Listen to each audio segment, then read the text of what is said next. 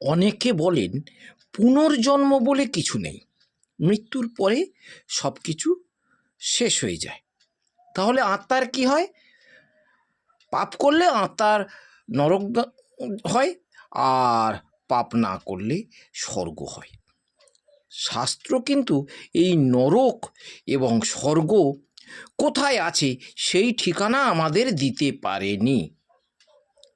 আমরা শুনেছি যে যুধিষ্ঠির সশরীরে স্বর্গে গিয়েছিলেন। যুধিষ্ঠির কি সশরীরে স্বর্গে গিয়েছিলেন?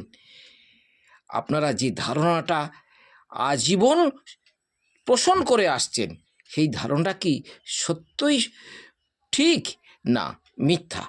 আজ এ বিষয়ে আলোচনা করব, তাই আপনাদের বলছি ভিডিওটা পুরো দেখবেন এবং আমার ধর্মের আড়ালে চ্যানেলটাকে সাবস্ক্রাইব করবেন। মহাভারতের প্রস্থান পর্বে আমরা দেখতে পাই পঞ্চপাণ্ডব এবং দ্রৌপদী এই মোট 6 জন পৃথিবী ভ্রমণ করার শেষে তারা স্বর্গে যেতে চেয়েছিলেন এবং স্বর্গের উদ্দেশ্যে রওনা হয়েছিলেন। পথে প্রথমে দ্রৌপদী পড়ে গিয়েছিলেন, অর্থাৎ মারা গিয়েছিলেন। তারপরে পরপর আর সব ভাইগুলো মারা গিয়েছিলেন। বেঁচে ছিলেন শুধু যুধিষ্ঠির। যুধিষ্ঠির স্বর্গে যেতে পেরেছিলেন। আপনারা মনে করেন যে যুধিষ্ঠির তার জন্মগত দেহটা নিয়ে স্বর্গে গিয়েছিলেন, কিন্তু মহাভারতের মহাপ্রস্থান পথের যে কাহিনী আছে, মহাপ্রস্থান পর্বের যে কাহিনী আছে, সেখানে প্রচ্ছন্নভাবে লেখা আছে ইন্দ্র বলছেন যুধিষ্ঠিরকে, হে যুধিষ্ঠির, তুমি এ দেহ ত্যাগ করে অন্য দেহ ধারণ করে স্বর্গ সুখ ভোগ করবে। তাহলে দাঁড়াচ্ছেটা কি? এখানে বিষয়টা কি দাঁড়াচ্ছে একটু ভেবে দেখুন, যে এ দেহেতে স্বর্গলাভ হয় না, আবার স্বর্গ যখন এ দেহে লাভ হয় না, নরকও এ দেহেতে হবে না। দেহ পরিবর্তন করতেই হবে, করে আবার একটা দেহ ধারণ করতেই হবে। সেখানেই আপনি স্বর্গ এবং নরক ভোগ করবেন। খুব গভীরভাবে চিন্তা করে দেখুন, একটা ট্রেনের 3টে ক্লাস, জেনারেল, রিজার্ভেশন, এসি,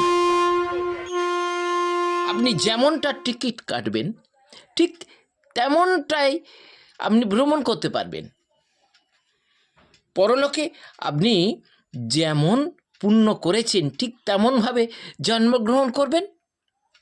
জন্মাবার পরে এই পৃথিবীতেই নরক পাবেন, পৃথিবীতেই স্বর্গ পাবেন। উদাহরণ বলি, খুব ভেবে দেখুন, একটা 9তলা বিল্ডিং, এই 9তলা বিল্ডিংয়ের উপর এসি রুমে, আরাম প্রমোদযুক্ত গৃহে, দুঃখবিহীন গৃহে, সম্পূর্ণ সুখ, কোনো কিছু অভাব নেই, সেখানে একটা শিশু এর উপর থালায় সোনার চামচ দিয়ে খাচ্ছে।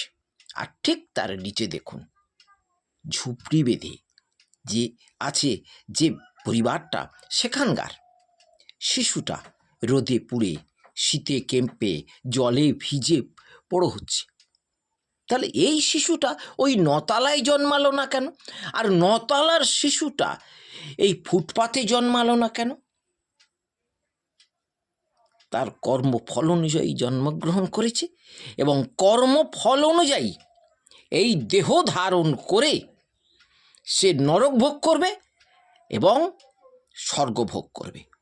তাই স্বর্গ কিংবা নরক ভোগ করতে গেলে দেহ ধারণ করতে হবে। দেহ ধারণ ভিন্ন, স্বর্গ নরক ভোগ করা সম্ভব নয়।